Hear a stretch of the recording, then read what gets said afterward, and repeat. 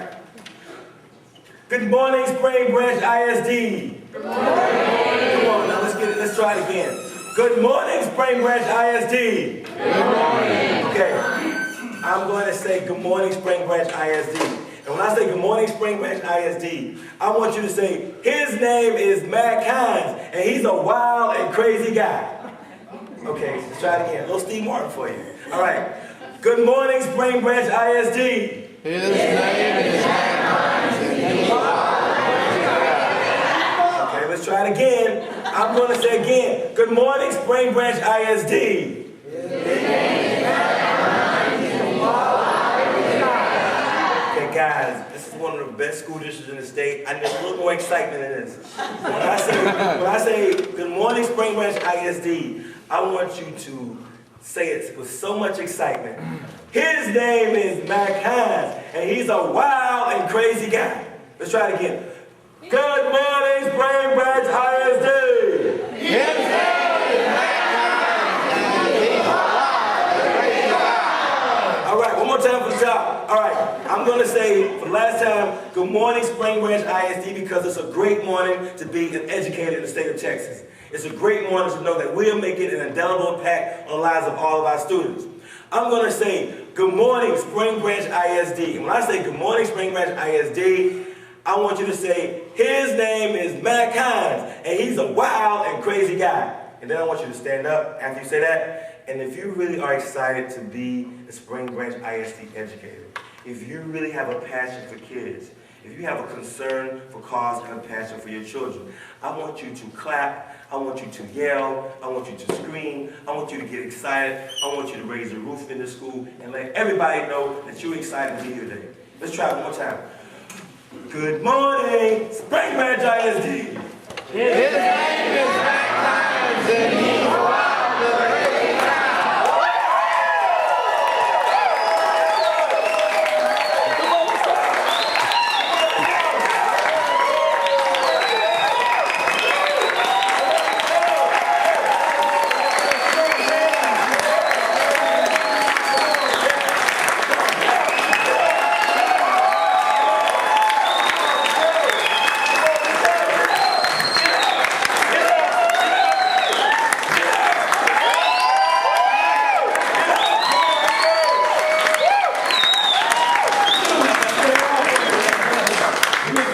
Connect with you. Come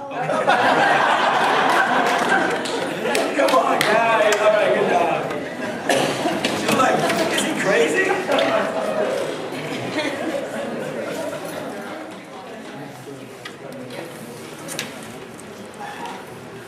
Okay.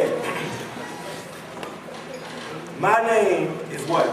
And I'm a wild and crazy guy. I am wild and crazy guy. I'm so wild and crazy about being here today.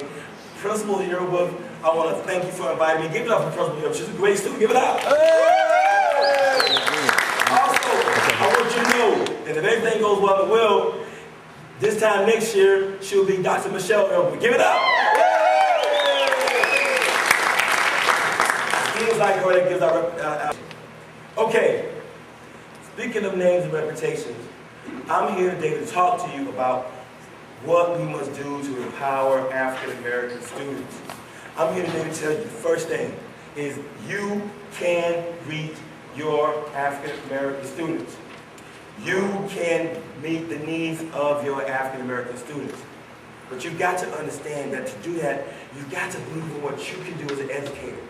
Take that passion, take that fire as an educator, and make an indelible impact on the lives of African American students. African American students can and will rise to high expectations. So my purpose of being here today is to give you some strategies on how you can set the bar for behavior for your African American students.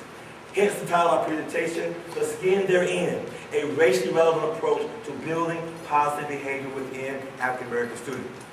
The premise of my presentation is very simple. Number one, listen to me carefully. We cannot make students do anything that they don't want to do. However, we can create an environment that empowers students to live up to our expectations. And the premise of my presentation is very simple. By understanding the racial and cultural influences that African American students bring to Spring Branch ISD, we can capitalize on this enrichment sources and show them and redirect them on how to apply what we expect them to do as educators. Now, let me tell you what this presentation is not about. This presentation is not about absolutism, it's not about racism, nor is it about separatism. Everything I say today in working with African American students will not fit every African American student in Spring Branch ISD. I'm not going to go on record and say that. Kids do have individual differences, and I respect that, and I understand that. It's not going to fit every last one of them. But it will apply to enough that we must be aware of how we can use these strategies to work with African American students. On the flip side, with racism, some of the things that I may say today, it may be separatism. A lot of the things that I say today, you may think that I'm saying, do you want me to treat African American students separate or equal? No. Do you want me to treat African American students better than other students? No. All I'm saying to you is, you have to understand the unique but subtle cultural and racial differences that African American students bring to our school to better accommodate their needs. That's all I'm saying. Now, what is this presentation about? It's about optimism and it's about realism. Everybody say optimism. Optimism. Come on, optimism. Optimism. Realism. Realism. It's about optimism because I'm so optimistic about believing that if you take half of what I'm suggesting to you and apply it to your African American students, I guarantee, everybody say guarantee. Guarantee. I guarantee that you can meet the needs of your African American students. This presentation is also about realism. Today, I'm going to be real with you. I'm not going to play games. I'm not going to sugarcoat. I'm going to be very honest with you about understanding why many African American students act the way they do in certain situations in our school settings. And I want you to take that optimism and realism, and I want you to make a strong impact on the lives of your African American students. So with that being said, let's move forward. When we look at this slide, all right, ladies and gentlemen, very simple. Spring Branch ISD, all of you are great educators. What all of you share in common besides being a great educator is when you're teaching your students, it all comes down to your authority as a teacher. Can everybody say teacher authority? Teacher authority. Come on, everybody say teacher authority. Teacher authority. Okay, now when you look at the slide, there are 4 words you see. You see behavior, you see conduct, you see action, and you see discipline. You say it, come on. Behavior, conduct, come on. Action, discipline. Because the crux of teacher authority comes down to how well you can convince your students to behave, show the proper conduct, and help them understand the appropriate actions and discipline that follows when they fail to live up to your expectations. When you look at the bottom of the slide, you see racial and cultural. And here's my first point I want you to make sure you write down. African American students often view teacher authority from a racial and cultural worldview. African American students often view teacher authority from a racial and cultural worldview. I'm going to say it again. African American students often view teacher authority through a racial and cultural worldview.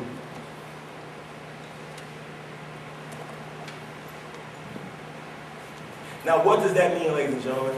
That means that the interaction of racial and cultural orientation does have a direct impact on how many African American students interpret teacher authority. That's all I'm saying. And we must understand that point. Can anybody tell me why you must understand that point? In your own words. There are no right or wrong answers, they just discuss them. Can anyone tell me why you must understand that African American students often view teacher authority from a racial and cultural worldview? Because race and culture interactively and separately impacts the way in which many African American students interpret school and teacher authority. Can anyone tell me why that's an important point? Yes, ma'am. Just from a personal view. Yes. If you dig in, what you're telling us is if you dig in your heels and have the attitude of, I'm the boss, the authority, that the reaction is going to be totally opposite of what we really want. That's not the route. But what I was going to ask you Sure. Does this also apply not just to teacher authority, but to the bigger concept of authority? And what you're going to say here might also It does, but the slight difference is teacher authority is going to have a more direct impact because the students spend more time with teachers. So, like for example, with that student they have a very negative perception of police authority, they will still be able to know how to comply with that because it's only like a one-time interaction. But with the teacher, because the students spend more time with the teacher is going to have a more positive and a long-term impact on how that student views authority within school. That's a great question. Did everybody hear what she asked? Okay? Any other points you want to make on that? I was going to say, wouldn't it be you're trying to build a relationship so you can understand that culture and how what's expected in that culture and it helps you build that relationship with your student and ultimately that's what you want. You got it. And in a few minutes I'll get you that slide. You got it. You're right on point. He says, wouldn't it help you understand building that relationship, understand that culture, and how that impacts their view of authority? That is definitely important. Now, I'm going to go back and piggyback off these two colleagues' statements with this next slide. Here's what you need to understand. For many African American students, to respect teacher authority, they must first trust and believe in the authoritative ways of the teacher. I want you to underline the word authoritative ways of the teacher. For many African American students, to respect teacher authority. Remember, students have to respect teacher authority if you're going to get them to learn. That's the bottom line. Students must respect your authority. If students respect your authority, they will respect your instruction. What I'm saying to you today is, for many African American students, for them to respect your authority, they must first trust and believe in the authoritative ways of the teacher. And when I say authoritative ways of the teacher, I'm saying the way in which you carry your position as a teacher. Not just your position as a teacher, but the way in which you carry your position as a teacher has a strong impact on how many African American students come to understand how they will respect and interpret your authority as a teacher.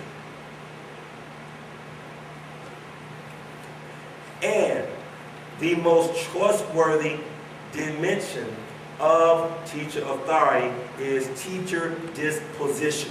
Can everybody say teacher disposition? Come on. Teacher disposition. Everybody say teacher disposition. Teacher disposition. Everybody say teacher disposition. Teacher disposition. Come on, everybody say teacher disposition. Teacher disposition. Okay, now, right? When we say teacher disposition, let's think about that. You have teacher disposition.